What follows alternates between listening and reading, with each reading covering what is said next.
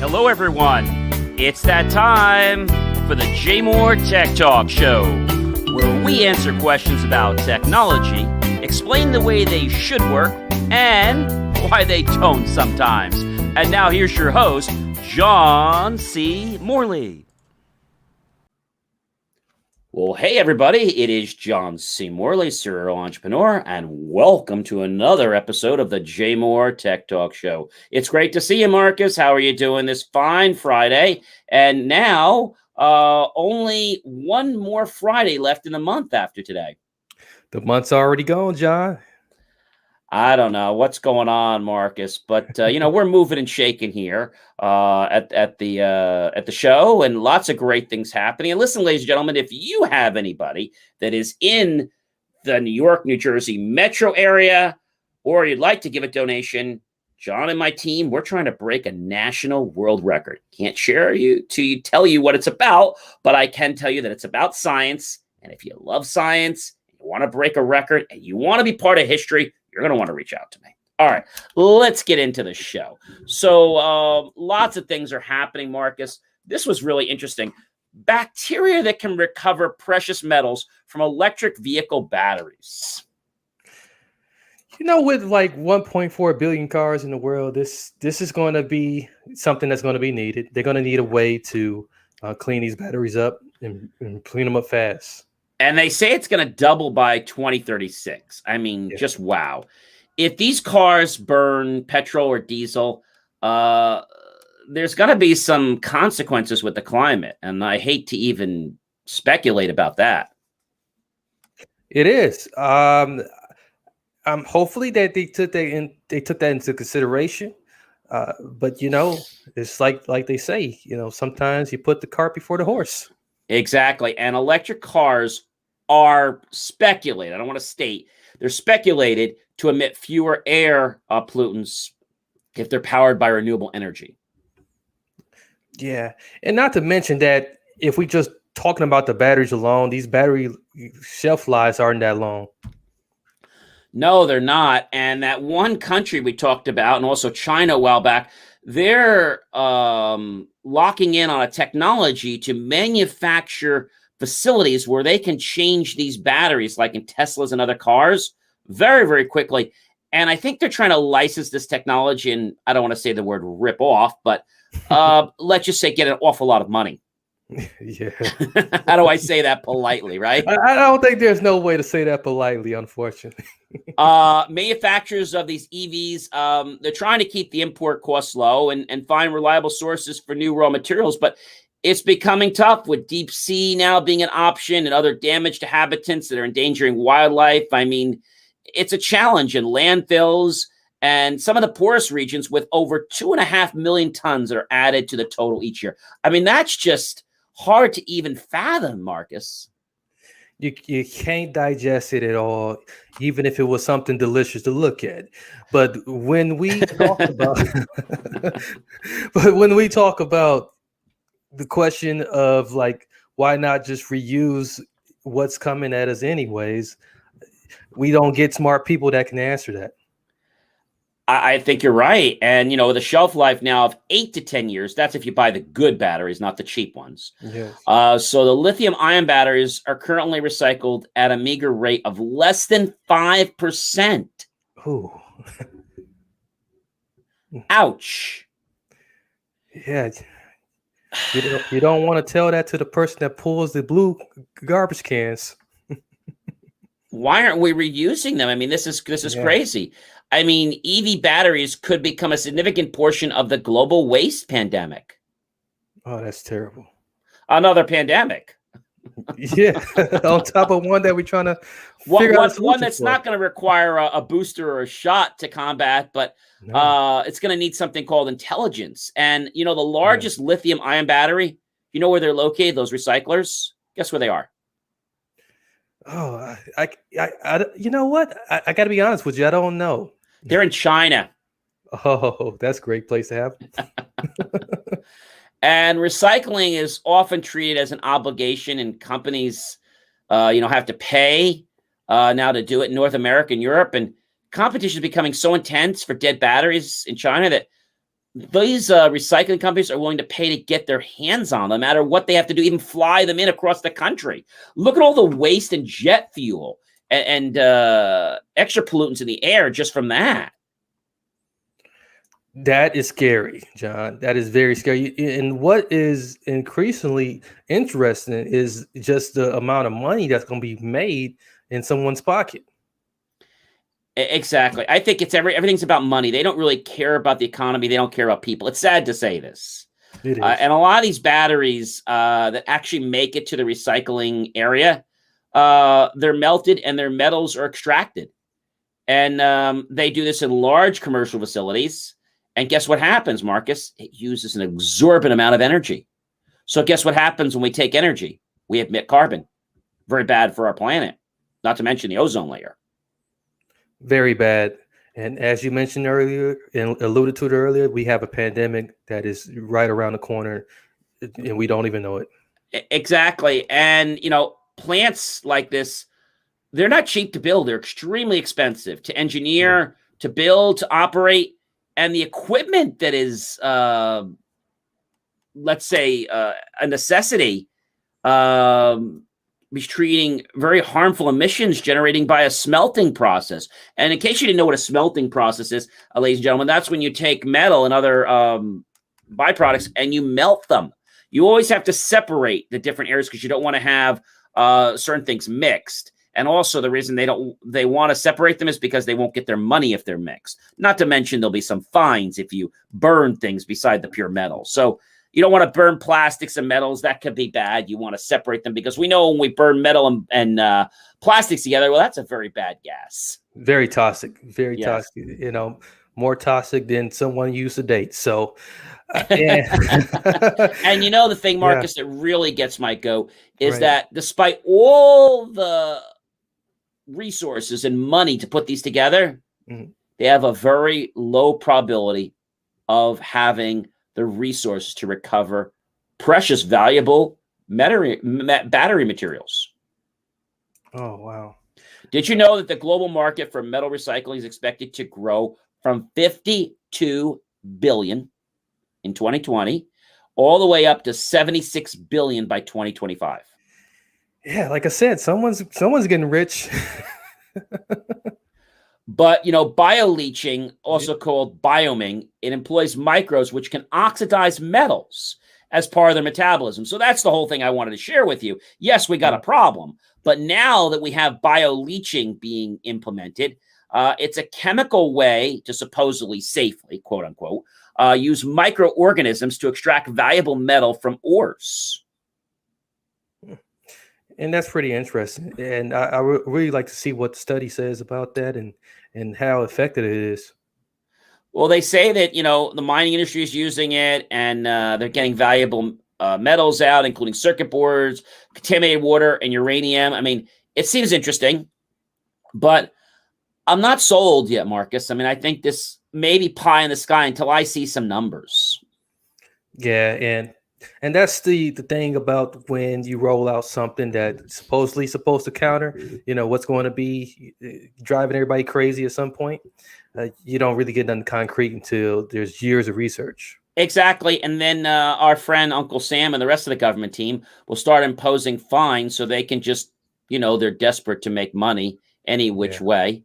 So they'll come up with some really ridiculous requirements that will just make people pay through the nose, which will force people to have to recycle it. And EV batteries, they're fairly new, as we know, and reusing of their components should be part of the design, but it's not. And it's remaining an afterthought. And like I said, it's going to become a pandemic. And recycling from the beginning, I always say that when you build something, you have to think about cradle to grave. Whether it's a computer, whether it's a hard drive, you have to think about that obsolescence and think about the fact that a computer has a life of about 5 years. After that, it really doesn't pay to do much to it. Okay. No. If they're working and they're in good shape, I'm not talking about industry machines. I'm talking about commercial laptops, home laptops. And it's going to be a problem. So we'll have to just monitor that and see what happens. Our friends, Marcus, at Zoom, they're to acquire Five9 for $14.7 billion. I remember you saying something once before, John, about the importance of cloud space, Yes. and this seems like it's a race to, for Zoom to get bigger and to ensure that Well, the thing future. about this is so Five9, in case you're wondering, so they have a huge cloud system, but they actually have a cloud contact center software. And I think the reason why Zoom is going after them may not just be for the cloud, but maybe for the extra enterprise features that can help people use this in more of a call center or a management solution. See, I think Zoom is starting to lose its traction because we know a lot of people are starting to stop using it, more and more each day because they're not having as many virtual meetings. I mean, there's still going to be some, but that's the whole thing about Five9 is making agents 300%, not 50%, not 10%, not 100, 300% more effective per hour. And that's pretty impressive. And as you said, people are pretty zoomed out. This could, in fact, be a plus for Zoom. It could. And I think the other reason that it's doing it is because of the huge teleconferencing that Zoom has with the household name. And they're figuring that if they can leverage this, we talked about Google Meet and MS Teams were the fierce rivals of Zoom. But now that they bought this company with a huge cloud backing, these two kids might have to start, running home because now they're going to have customer engagement tools. Zoom never had that before. No. So watch out, MS Teams, and watch out, Google Meet, because you got a very fierce competitor coming up behind you in the rearview mirror. I'm not sure if you're aware of that. Yeah, they certainly do. So it's going to be pretty interesting. I'm pretty much looking forward to what they come up with out of this little marriage. It'll definitely be an interesting thing, won't it? Yeah, it will. It will. And the whole thing is, is it going to shape and change the life of how people use Zoom and how people use interaction? But I still believe, Marcus, that, no matter what kind of automation you have, you still have to have a good person behind that. I mean, you talk to these internet companies and, we joke about it, but it's really the serious truth. You get on the line. The other day I had to do a reset because I wanted to change my password. And they sent me a code. The code was wrong that they sent me. I asked for another one. Didn't work. Asked for a third one. It says, oh, you've been locked out. I'm like, what? So then I go to a chat. Now, it's not 2 minutes. It's 20 minutes to verify my account. Well, do you have the MAC number? No, I don't have the MAC number. What do you think I do? Right on my forehead? Well, do you have your account number? No, if I had my account number, I wouldn't be calling you, would I? Okay, sir, what's your name? I already gave that to you. Okay, what's your phone number? Did you not get it from the automated bot? Oh, sorry, we don't have access to that system. You don't have access to the system. No, I just route you to our queue. That's real intelligent. Love to know who designed that. They should be fired. And the real best one we're going to be covering very soon is I'm not sure you heard about this, FTTH. Have you heard about FTTH yet?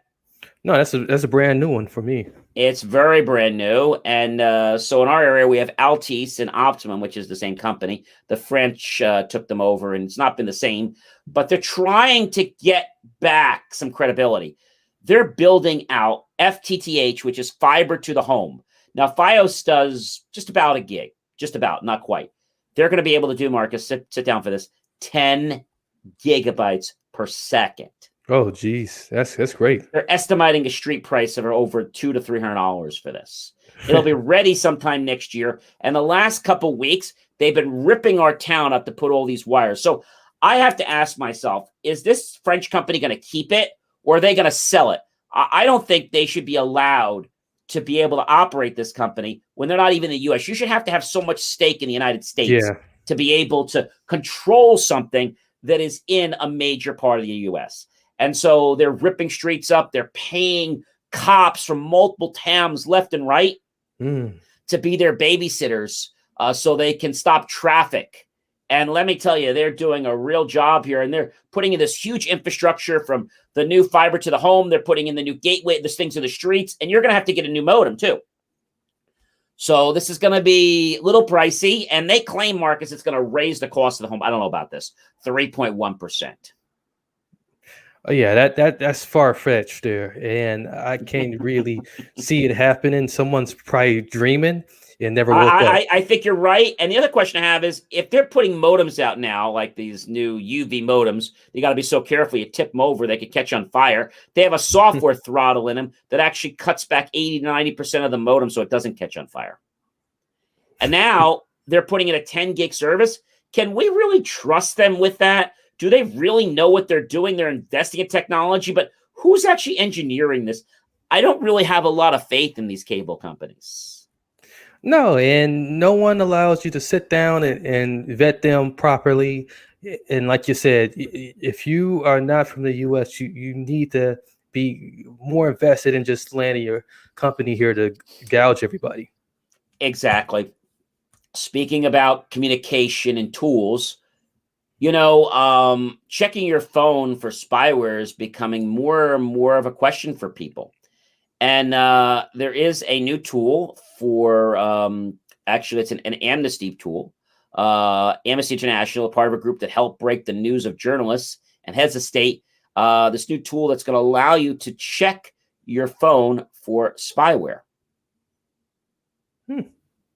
So I've never really seen that to be a big problem, but you're going to want to make sure your iPhone is backed up and encrypted with a password. You want to use two-factor authentication. It's not even a luxury anymore. You have to use it. And if you don't, well, you're just like leaving your credit card number on the side of your truck or car and just saying, "Hey, come and take my number. Do you want me to blow it up so you can read it better?" I still remember that guy. I forget his name, from one of those companies that does a credit watch and monitoring. He put his social security. I don't know if it was not his real serious number, but he said it was his real social security number on a truck, and on the car, and he said that it's his real number, and he trusts it because his service is backing it and watching it. Oh. I don't really think that was his real social security. He says it was.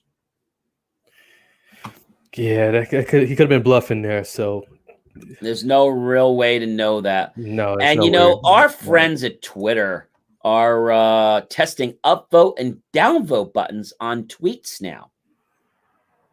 They're working on the new upvote and downvote reaction to basically try to get engagement up.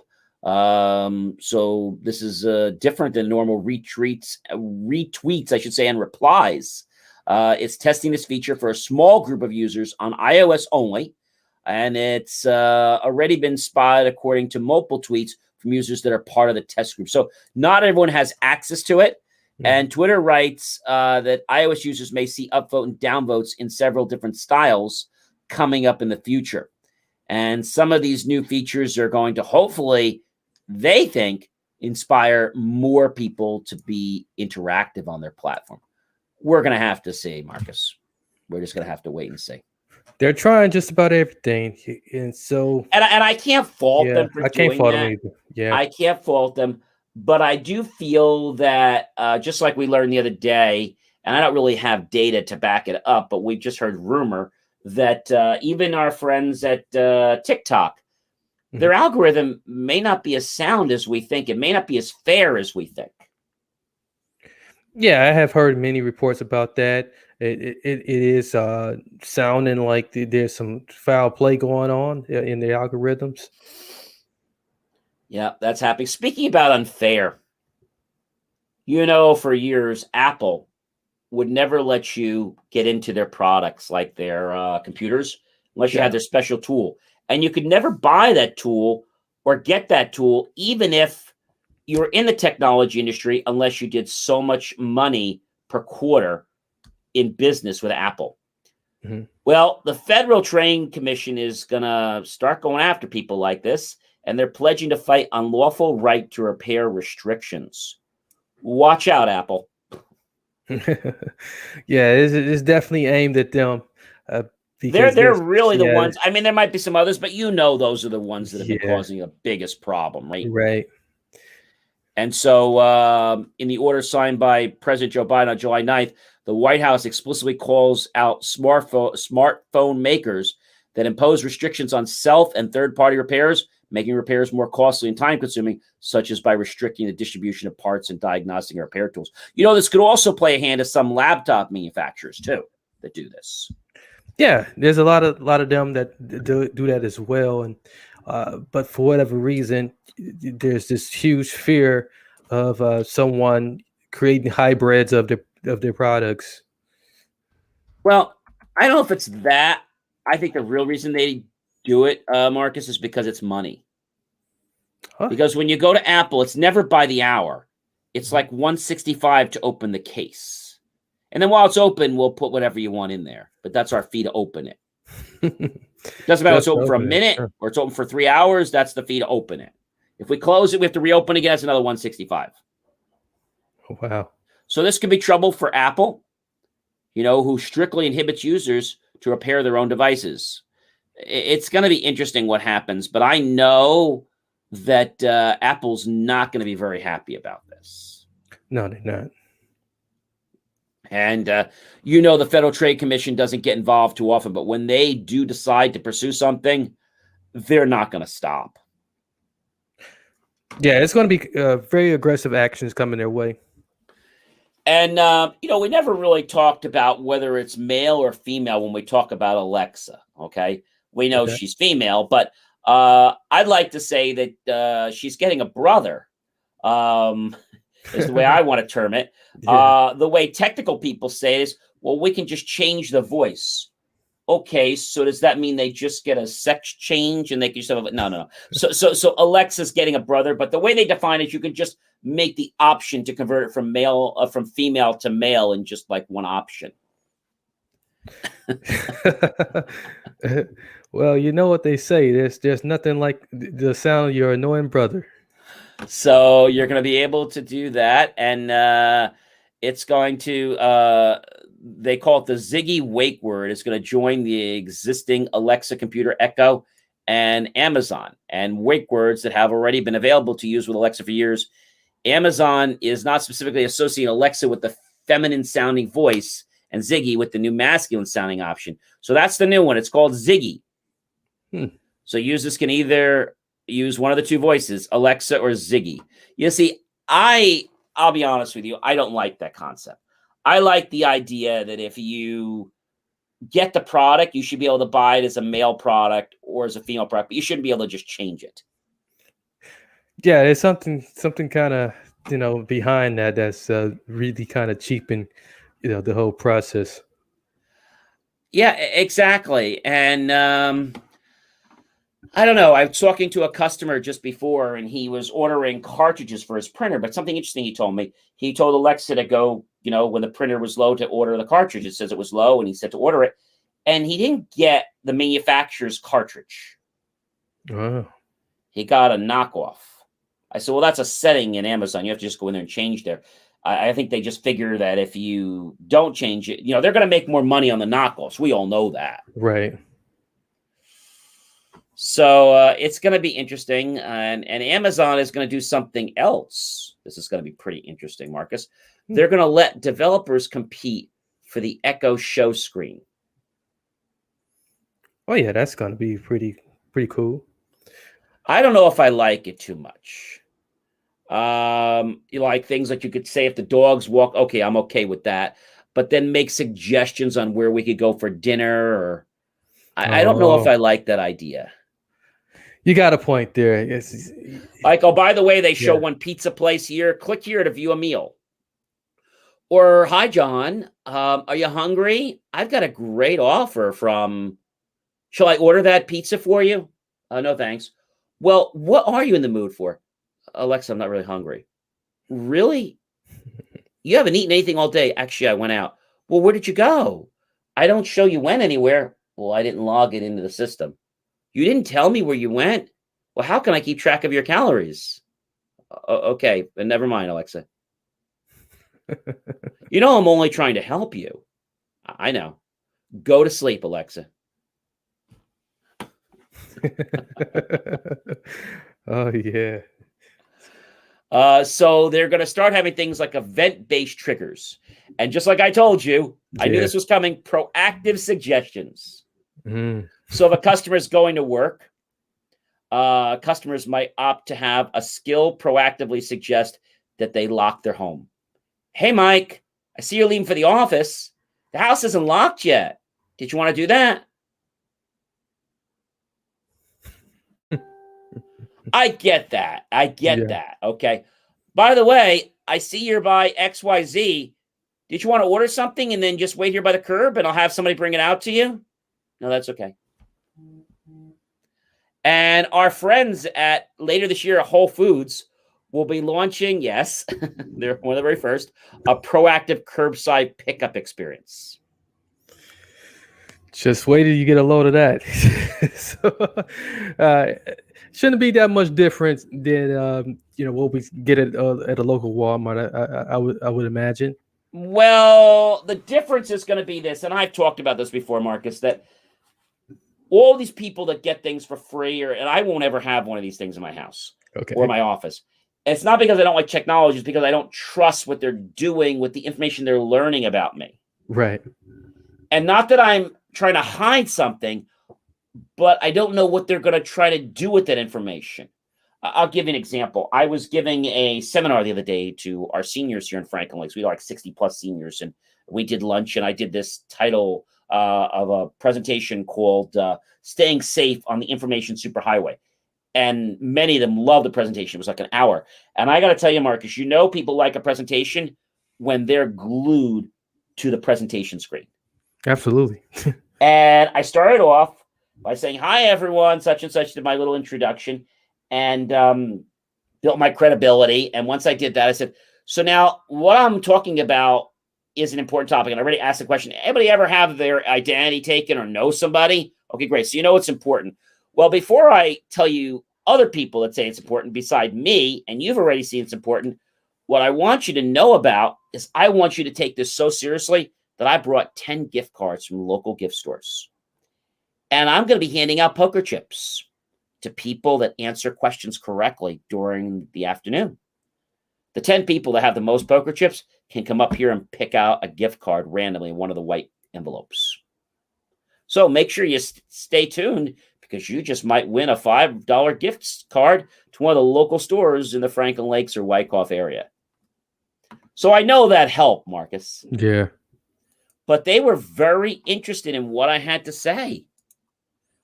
Which, when you talk to seniors, you have a program like that, it's hard to have them, be on top with everything and know what's going on. And just, when we discovered something from one of the people there, and she says, John, she says, there was a guy that called me last week, and her husband was there. There was a guy that called me last week, and he wanted to come out to the house. And she says, what do you think? She says, well, I don't know. She says, I didn't know what to do. And I said, well, he wanted to come out to your house. He wanted to come out with somebody else. One person was going to talk to you about, looking at your house to possibly list it, put it on the market. And the other person was going to come around and try to case your house so he could later come in and break into it. You think so? I'm like, I know so. He seemed like such a nice person on the phone.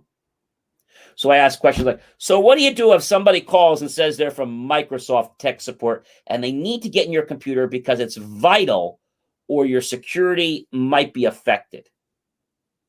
You hang up on them. Yeah. What if a guy tells you they want to refund you money that your husband's been paying for years because we can't offer the service anymore, so we need to get on your computer so we can pay you back? Goodbye. Definitely. Goodbye.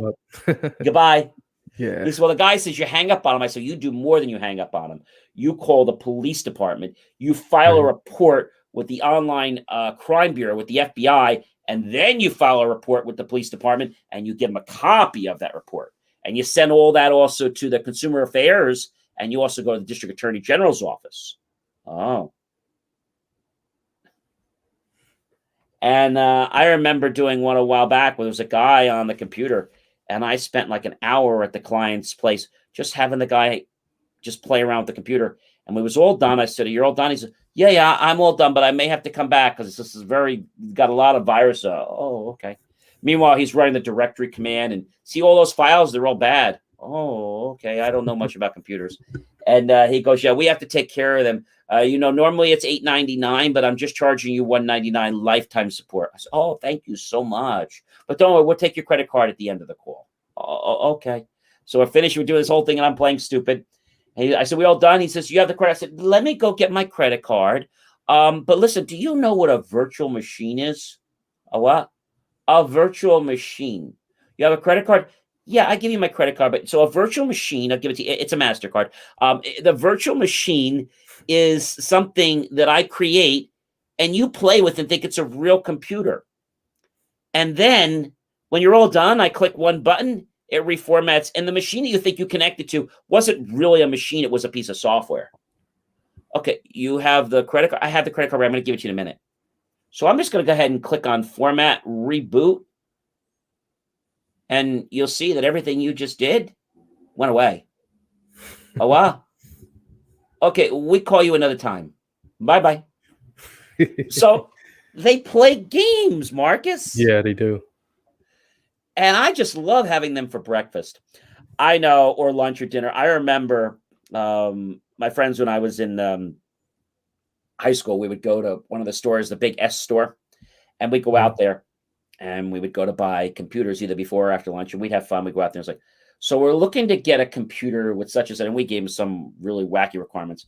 So how do we do that? So I want a computer with this, and I want this, and we gave them some large amount of memory, like the computers were only coming with, let's say, I don't know, 50, maybe 150 meg hard drive or 250 meg hard drive. I'm like, okay, so we're looking for something like at least 1,000 megs. Oh, yeah, we can get that for you. Okay, and I want something that has a quad speed processor, and I want something that has an energy efficient board. Now, that wasn't even made yet. Okay, hold on. Let me check with my. So he's going through his books. I said, "You get that for me? I'm going to buy 4 of them for you right now. I didn't even care what it costs." "Oh, I'm going to get it for you. I'm going to get it." He comes around. He's back. He goes, "I found something for you." I said, "That's not a computer." I said, "That's actually a typewriter." Right? And they just. And it's not nice, but the thing is, they didn't know what they were doing, Marcus. Yeah. And they're trying to like BS you. I love when you go to the appliance store and you ask them questions and you're buying a high-end appliance and you ask this, "Oh, you don't need that." "I don't." "Well, the manufacturer said I need that." "Oh, yeah, but you don't." Like, so how many decibels is that? Hey, what? "Well, I wonder how much noise it makes." "Oh, I don't know." "Well, could you turn it on for me?" I said, "I have a decibel meter right on my phone. Can we measure it?" "Oh, it's really quiet." "Well, is it like 40? Is it like 20, 38? "Oh, yeah, it's really low, probably like 20. I said, let's measure it. I turned, I was like, 68. "Oh, well, try this one over here." "Well, that was even louder. That's 74. "Oh, okay. We have some new ones coming in next week. Maybe those will be quieter." And I'm like, "Is this the top of the line?" I said, "How new is this dishwasher?" "Oh, it's new, 4 or 5 months." "You don't have the brand new ones?" "No, maybe you come back after Christmas and maybe we have those." You have to laugh at this, right? You just have to laugh. It's all you can really do. And I know when I was helping those seniors the other day and explaining this to them, they were so on the edge of their chairs, which was great to see them getting into this stuff. "So I don't use computers." I said, "Well, you're just as vulnerable." "What do you mean? I don't use a computer." "Do you get mail?" "Yeah." "Has your name and your address on it?" "Yeah." "Somebody can get your identity from that?" "No." "Yep, you should put that in the shredder." "Oh, we bought one of those shredders, at the Price Club." "How much did you pay for it?" "Oh, like $11. I said, "That's not going to shred much. You need a cross-cut shredder with at least a 4 or 5 security." "Well, what do those run?" I said, "Around $200 to $300. "Oh, that's too much. I'll just take a scissor." I said, "Well, you could do that all you want, but somebody's going to be able to put that back." "And how about the hard drive? How do you throw it away?" "Oh, we just take a hammer and smash it. We can still get the data back. I can, and so can a bad actor." "Okay, well, maybe we'll smash it. I'll run the car over it. Still going to be able to get the data back." "Okay, well, I'll get my gun." "What's that going to do?" "Well, I'll shoot the drive." I said, "That's not going to do anything either. It's not going to help." Well, Yeah. I'll shoot it, and I mean, what else can I do with it? I said, I don't know. One guy says, "Why?" He says, "Well, maybe I'll just blow it up." So how are you going to do that? Well, I don't know, but I could probably figure it out. And you just have to laugh at this, but it's Yeah. not funny because people are getting taken advantage of, Marcus. Yeah. And what I explained to them was a story that happened to me many, many years ago. Last story I'm going to share with you. When I was probably in grammar school and not even in 8th grade yet, I get a phone call. I was at home and I was staying home alone. And it was probably my early teens. And so when I got this phone call, the guy says to me, "Oh, your parents are in the hospital. It's really serious. You got to call them right now. I don't know if they're going to live, but they want to talk to you." Hmm. And he's giving me the phone number, and you're not asking questions. Let me get a pen. I write it down, right? And I hang up. And you probably don't even think when you dial the number. You don't even care, right? Right. Exactly. So I pick up the phone and I dial the number 1-900-642 78, whatever it was. I just dialed the 1-900 number. Nobody was at the number when they answered. I called my parents and I said, "You okay?" "Oh, we're fine." "Okay, so you're not in the hospital. You're not in any kind of trauma." "No, there's a guy that called me." "We don't know any guy. We just stopped to get something to eat. We'll be home in a little while." "Oh, okay. You guys are feeling okay? You're fine? How's your car?" "Car's fine." "Okay." 2 months later, the parents said, "John, did you make a call to such as?" I said, "Well, I called this number. I'll tell you what happened. It's the number I told you." "Yeah, it's $3,800. "Well, I called the number because they said that you were like on a dire strait, it's going to die, and you needed to talk to me." Oh, he said, "That's great." So we spent like a day or so with the phone company, and we got that reversed. But you see Yeah. how we don't hear about 900 numbers too much anymore. They're around, No. but the liability on them is very, very high. Oh yeah, they're pretty expensive, so I yeah. remember because we had one for the tech company. Oh, many years ago, the number was 1-900 JCM Tech. And Marcus, that phone number, just a Hmm. line without the equipment, was $1,000 a month. Jesus Christ. Now, what that meant I couldn't is imagine. that I Couldn't. had to spend $1,000 minimum billing. It was $20 Wow. for the line, so it was 1,020. I didn't Hmm. mind the $20. If I didn't bill $1,000 or more, they charged me $1,000, like a minimum credit card fee. That's crazy. That took me 3 months to get set up. It was like a $1,200 application. I had built my own voicemail system to do all the call preamble. "Hi, you've reached such and such." And when the call comes in, you have to decide how much time you're going to pay for before you do the preamble. So you have to make it quick, but you're actually paying that pre-time, whatever the call rate, whatever the rate is before you bill.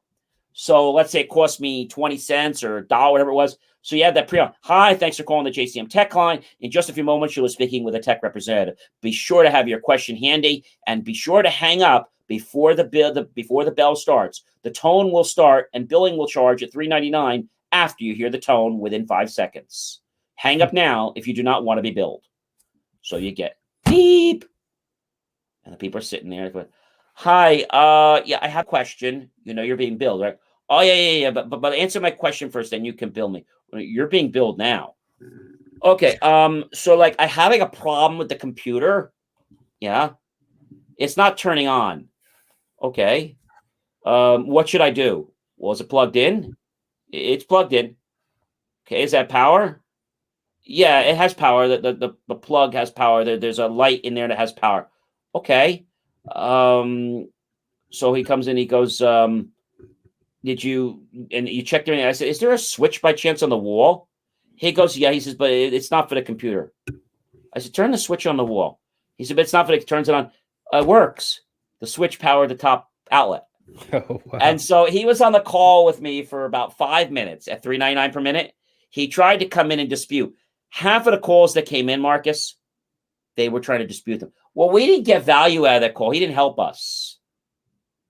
So now I don't know about you, but you got to go through that whole nonsense, pay all that stuff. Is it really worth it? And then you could do a flat rate charge, like $50, whatever. And then, or you could do a per minute charge, or you could do something called variable billing. I remember calling Microsoft when I was only, I'm going to say, entering high school, Right. freshman year. And I would call them so much because they had problems in their software. I was using Access and Fox Pro. And I wrote software, and their system had so many bugs. I would call them at least once a week or so, but I never paid for anything. It always reversed my billing because they never knew what the heck they were doing. Yes, this is Kevin of Microsoft support. Hi, Kevin. So I'm using Fox Pro. Okay. The standard or professional? Professional. Okay, what version are you using? Okay, good. How can I help you? I have a question on reporting. Okay, I don't handle reporting. I just handle setup and configuration and compiling. Okay, we're going to get you over to that, but don't worry. I'm going to stop the billing for 2 minutes while we transfer the call. Gets me over to that department. And they had like 4 or 5 different billing rates.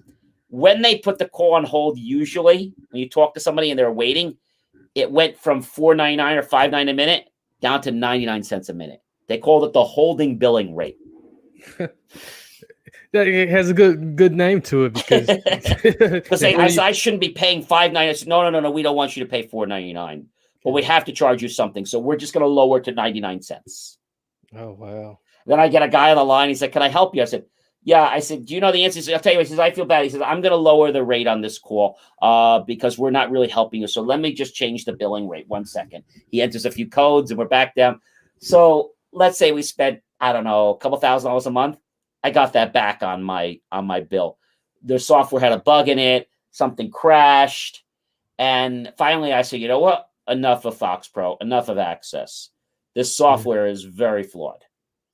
And nobody uses Access anymore. No. Nobody. I mean, you don't hear about it at all. It comes with the Pro version, but who wants it? Yeah, nobody wants it. Fox Pro was good, but it had a lot of issues, and I was writing function calls, and he goes, what are you doing? I said, I'm writing a parameter. I'm writing a var parameter. A what? I'm writing a var parameter, which means that when I do the calculation, the result that I pass in it, that I get, is going to be passed out. So when I pass the numbers in, the number that it calculates is going to return. Okay. Return function goes, let me, so you're passing the numbers. I said, they're global. The what? They're global variables. Okay, we don't support them. I'm like, yes, you do. Can you hold on a minute? Let me get a supervisor. Hi, Cassiella or something? Cassiella? Okay. You program? No, I'm customer service. Well, what happened to, okay, well, we don't have anybody that can help you. So what we're going to do is we're going to take the information you've asked and we're going to put it to our research team. 5 days later, I call back. How we doing? So we're still working on that one. You know, another version's going to come up, but we're going to give it to you free. And I actually knew what I was talking about. But think about all the people that didn't know what they were talking about. Boy, they got screwed. I mean, that's the nicest way you can put it. You know, exactly. I remember there was a game called King's Quest 7. I'm not sure if you remember the game. It was an amazing game, and I bought it from a distributor when I was in, I'm going to say, high school, probably junior year. I had a friend that was in 8th grade in grammar school. Oh, John, you got to get this game. So I made a deal with the manufacturer, and the date was coming out like next month, but they gave it to me, but I couldn't give it to anybody until that date. I said, we have it. So I'm taking pre-orders, cash only. Oh, okay. How much? Well, if you want it from me, it's $400. Well, we could go to Egghead and get it for $39. I said, I know that, but if you get it with me, you're going to get a guaranteed copy. It's $10 more, John. Yeah, but you're guaranteed to get King's Quest 7. If you go there, you may not get it for the first month. You might have to wait 2 or 3 months. Exactly. Well, how about I just get it from you later? Well, I'm going to be out. I'm not going to have that much of it. I only have 1 copy or 2 copies left. Oh. Well, what if I don't like it? Well, there's no refunds. You can't make this up. They had a 900 number. No joke. On the box. Oh, wow. That you could call in for King's Quest, the Sierra company, and you could get tips on what to do in the game. And it was like it was a charge per tip. So to call in, I think it was like $7.99 to get a tip for the day. And that would make a lot of sense, being that, like, they don't want to give out too many tips. $7.99 a day. And you could only call the tip line. I think you could call it once. And when you called it, it was like, then they changed it from a 900 number to a credit card billing line. Those are always a little more safer because you have to enter in your credit card. And most of you don't have that. So a lot of games go on with phones, unfortunately, and billing and things like that. But now you don't pay for those kind of calls. And 900 numbers are basically like extinct. They're still around. Yeah. Some of the adult world uses them, but they're really not around for most of the public. If you do tech support, I thought that was going to be a great moneymaker, having a 900 number, right? And when I said we have 900, we're like, oh, you have one of those numbers? Well, it's not for what you think. It's actually a billable service for tech support. Oh, that's not the 900 I thought you had. You say a 900. No. You're thinking about what they originally came out for. We have it for legitimate purposes. Oh, okay. So you just charge people then. How much is it? And I tell them the price. And I had different rates. If you're calling for installation help, it was like $3.99. If you're calling for printer setup, it was this. If you're calling for virus support, it was like $4.99. If you're calling for development help, I think it was $7.99. Nobody ever went there. But a lot of times people would come into like the configuration help, and they really should be in somewhere other help, or they come in for like understanding Windows. And like, oh, you're in the 99-cent queue. Yeah, well, I have a question about saying my printer. Okay, you're going to need to hang up, call back, and go into the printer setup queue. Yeah, but that's $4.99. I know, you're just in general Windows information line. Okay, well, listen, I have a quick question. Like, goodbye. And then they call and they dispute it, and, the credit card always wins. So it was just very interesting. But listen, we have a lot of great stuff happening. So next week we have another great show coming up. And listen, ladies and gentlemen, if you have an idea for a show here on the JMOR Tech Talk Show, visit jmor.com, click on the reach out button, and let us know. If you'd like to be a guest, let us know. Remember, it must be educational content only. We have some great guests coming up in September. We kind of took a little hiatus with guests on the summer because people were traveling, but we have some guests coming up in September that I think you're going to really like.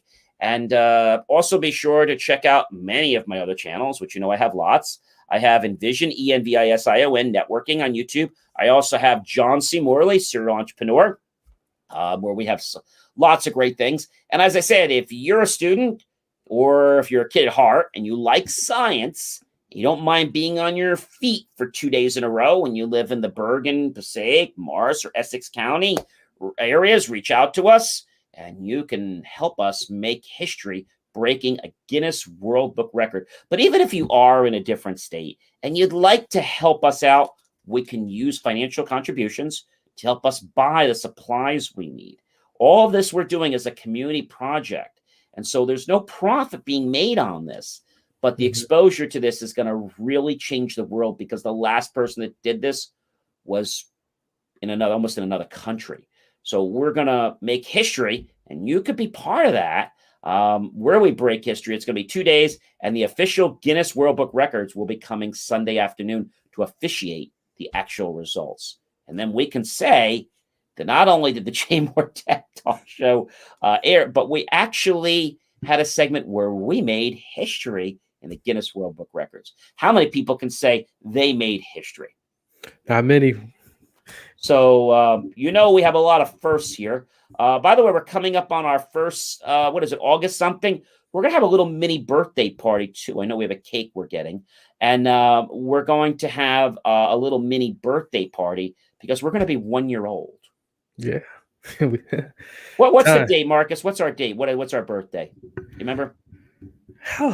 Whoa, you quizzed me there, John, and I wasn't even ready. I know it's August something. It is August. Okay. Well, let us know what the birthday is. We'll sing happy birthday. We'll get some cake and have a nice little thing. We'll have a candle with the number with for 1 on it, and it'll be really fun. And so we'll celebrate that, and you guys can come and be part of us. And I think it'll be a great experience. So definitely like our content, share it, tag friends, subscribe, smash that bell notification icon so that YouTube knows to show you content that we publish on the channel.